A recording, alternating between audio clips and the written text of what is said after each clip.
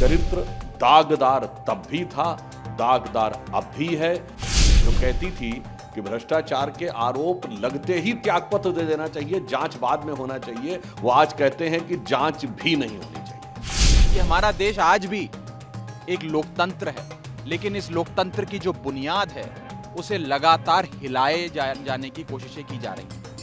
जो भी विपक्षी दल मजबूत होता नजर आता है, ईडी सीबीआई उसके घर पहुंच जाती है, उसे दबोचकर जेल में डाल देती है।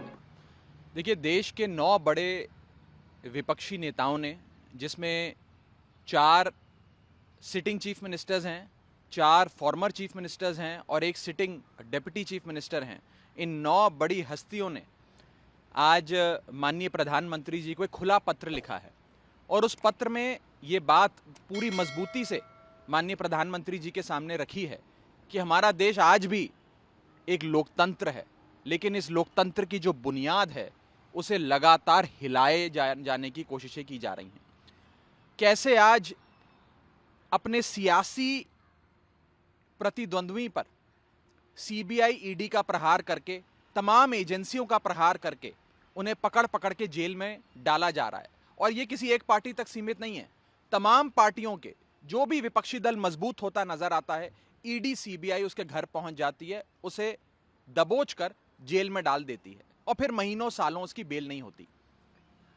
इसके साथ साथ ईडी सीबीआई की कार्यप्रणाली पर भी एक बहुत बड़ा प्रश्न चिन्ह है।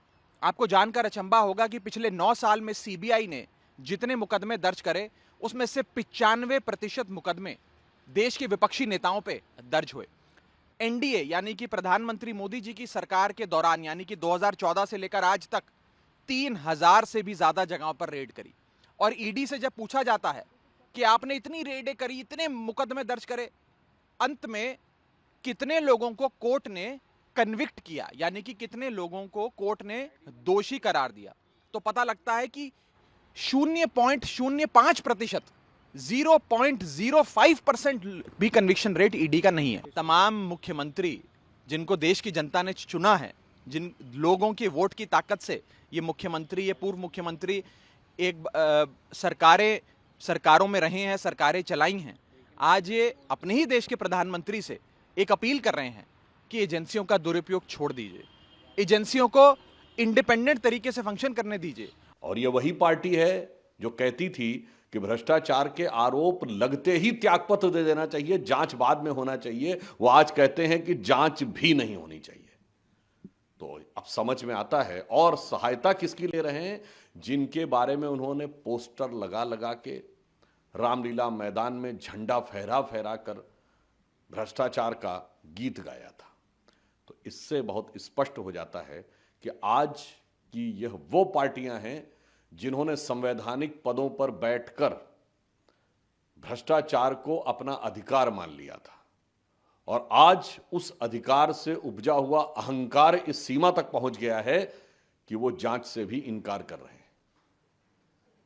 यह दुखद विषय है कि जांच एजेंसियों को और देश की व्यवस्थाओं को धमकाने का प्रयास किया जा रहा है। 2004 से 14 के बीच में भ्रष्टाचार के आरोप में जिन जिन नेताओं के ऊपर जांच एजेंसियों की जांच का सामना करना पड़ा या कोर्ट के द्वारा जांच का सामना करना पड़ा, उसमें लगभग 42 नेता थे और उसमें 41 गैर भाजपाई थे। उस समय कौन था? अर्थात आपका चरित्र दागदार तब भी था, दागदार अब भी है। केवल उस दाग से देश के लोकतंत्र को मुक्त करने के प्रयास के विरुद्ध आप हाहाकार कर रहे हैं। दिल्ली की एक्साइज पॉलिसी का मामला अपने आप में एक अद्भुत मामला है।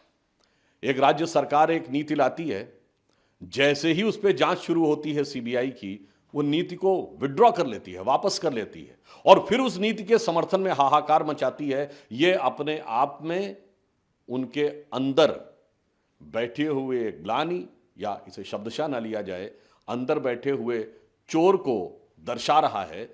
इसे तो मुझे वही पंक्ति याद आती है, इसको मैं कैविएट लगा के कह रहा हूं, मैं शब्दशः नहीं, क्योंकि वो तो अदालत तय करेगी, मगर हिंदी की बड़ी प्रसिद्ध कहावत है कि उल्टा चोर कोतवाल को डांटे।